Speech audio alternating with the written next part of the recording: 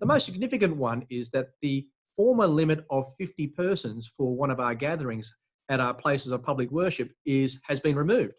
And there is no upper limit now except that which is determined by the 4 square metre rule, how many people we can fit in our building. That applies for weddings, that applies for funerals. That's a significant change for those of us who have larger church buildings. And I guess the other change that's worth mentioning is that the way we calculate how many people can fit into our church buildings is determined by the whole building, not just the room that people are meeting in. So in the past, we just calculated how many people could fit into our main church auditorium, for example. Let's say you had 200 square metres. We would say 50 people could meet in there based on the 4 square metre rule.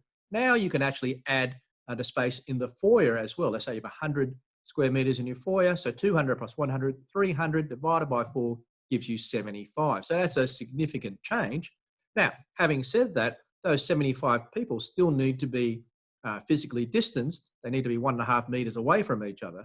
But for some churches, this change in calculation can lead to a reasonably significant difference. So that's a big change. And small note here, the way you calculate the 4 square metre rule does vary according to the total size of your building. So if your building is less than 200 square metres, it's the entire floor space of your building.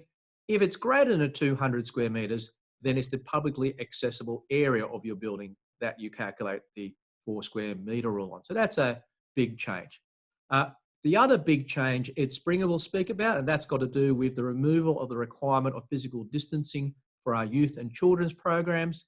I guess the one other thing that that's worth mentioning that's come through on the public health orders is the requirement for all of our gatherings to have a COVID safety plan. We weren't exactly sure if that was the case last time. We are sure now that government has made it very clear that all of our activities require a COVID safety plan.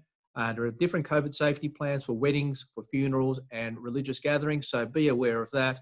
I guess the other thing to notice that coming out of those COVID safety plans is that the requirement for contact recording continues, but there's been a slight modification to that insofar as if you're coming as a group, a discrete group to the meeting, like if you're a family, we only need the contact details for one adult in that group.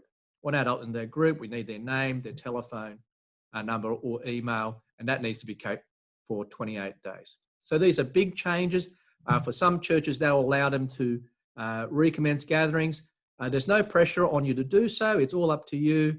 But let me encourage you that things are moving in the right direction. We're very thankful to the New South Wales government and thankful to God for the way he's been restricting the spread of the coronavirus here in the Sydney diocese.